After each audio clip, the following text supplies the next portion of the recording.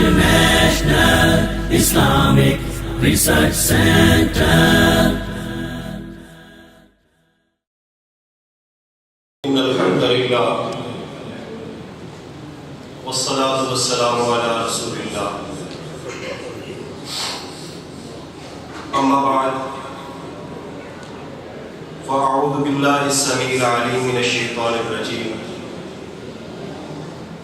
بسم الله الرحمن الرحيم ويعبدون من دون الله ما لا يضرهم ولا ينفعهم ويقولون هؤلاء شفعاؤنا عند الله اللهم صل على محمد وعلى آل محمد كما صليت على إبراهيم وعلى آل إبراهيم إنك حميد مجيد اللهم بارك على محمد وعلى آل محمد كما باركت على إبراهيم وعلى آل إبراهيم إنك حميد مجيد.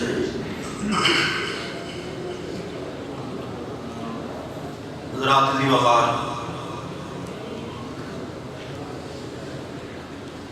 جب سے یہ کائنات بنی ہے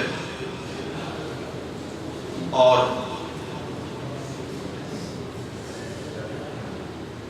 تخلیق کائنات کا سلسلہ جاری ساری ہے،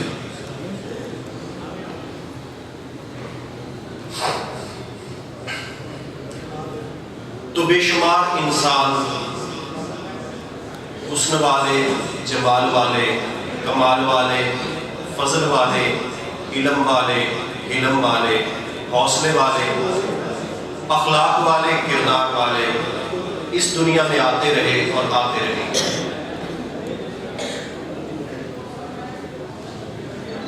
لیکن جتنے بھی جمال والے آئے، حسن والے آئے، اخلاق والے آئے، ان سب میں اخلاق کے لحاظ سے، کردار کے لحاظ سے، جمال کے لحاظ سے، کمال کے لحاظ سے، حسن کے لحاظ سے اگر اعلیٰ و بالا ہے تو محمد الرسول اللہ صلی اللہ علیہ وسلم. اب سوال یہ پیدا ہوتا ہے کہ جب پیغمبر کا جمال اس قدر دیکھ کے چاند شرما جائے، کمال اس قدر کہ چاند کے دو ٹکڑے ہو جائیں، جس کی شرم و حیا اس قدر کہ آسمان کے بادل برس پڑے، جس کی پہنچ اس قدر کہ جنت تک پہنچ جائے، جس کا رتبہ اس قدر کہ وہ انبیاء کا امام بن جائے، لوگوں جس کی چمک و دمک اس قدر کہ پسینہ بھی اس کے جسم سے لگ کے خوشبو بن جائے. تو میں سوال کرتا ہوں کہ اتنے جمال والے، اتنے کمال والے اور اتنے اخلاق والے کہ دشمن، گستاخ، ضدی، یہودی وہ بھی چند لمحات سرور کونین کی الفت میں، محبت میں، چاہت میں، معیت میں گزار کر پیغمبر کا دیوانہ بننے پر مجبور ہو جائے. تو سوال یہ ہے کہ پھر اتنے حسین سے بھی اختلاف، اتنے جمیل سے بھی اختلاف، اتنے خوبصورت سے بھی اختلاف، اور اختلاف اس قدر جیسے آپ بھائی ذکر فرما رہے تھے کہ جس کی زلفوں کی سیاہی گھٹاؤں کو ہیج کر دے، اس کی زلفوں کو ابر و آلود کیوں کیا جاتا ہے؟ جس کے قدم مبارک آسمان کی بلندیوں تک پہنچ جائے، اس کے قدموں کو لہو لہان کیوں کیا جاتا ہے؟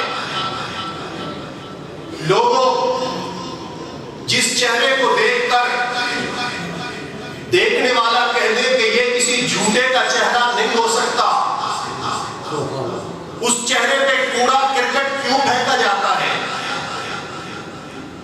لوگوں، جس کی محبت کی مثالیں دی جائیں اس کے گلے میں رسیاں کیوں ڈالی جاتی ہیں؟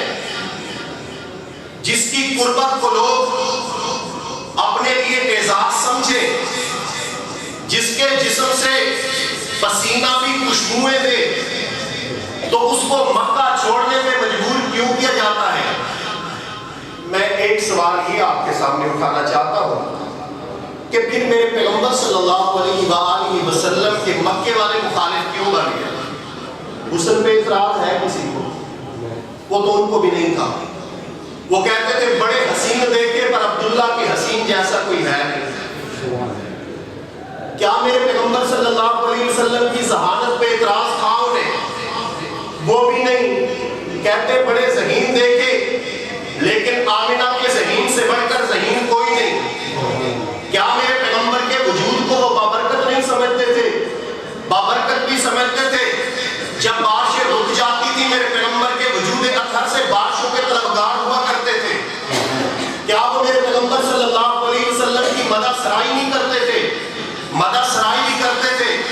یہی وہ مخالف ہیں میرے پیغمبر علیہ السلام کے متعلق انہی لوگوں نے کہا تھا وَأَبْيَضُ يُسْتَسْقَى الْغُمَامُ بِوَجْهِهِ سِمَالُ الْيَتَامَى عِصْمَةٌ لِلْأَرَامِلِ کہ ایسے خوبصورت چہرے والا ہے محمد جس کو دیکھ کے آسمان کے بادل برس پڑتے ہیں۔ حضرات بھی بتا جب اتنے جمال اتنے کمال وجود کو بابرکت سمجھتے ہیں تو پھر مکہ چھوڑنے پہ مجبور کیوں کر رہے ہیں؟ پھر اختلاف کیوں کرتے ہیں؟ میرے پیغمبر کے جان کے دشمن کیوں بن گئے؟ کیا اختلاف ہے نبی کریم صلی اللہ علیہ وسلم کو ان کے ساتھ؟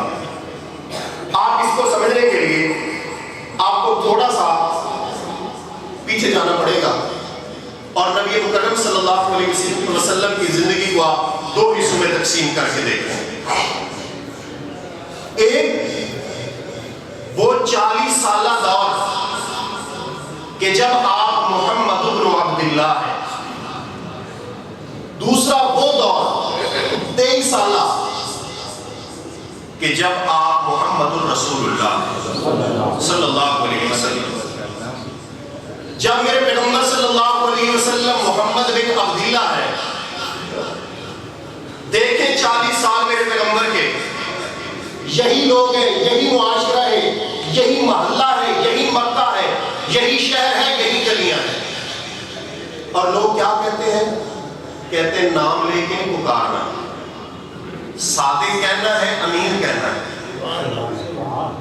حضرات گرامی یہی لوگ ہیں پیغمبر کے 40 سال کہتے ہیں محمد صلی اللہ علیہ وسلم ہماری لڑائی ہو گئی ہے، فیصلہ کر دیں۔ کیا مطلب؟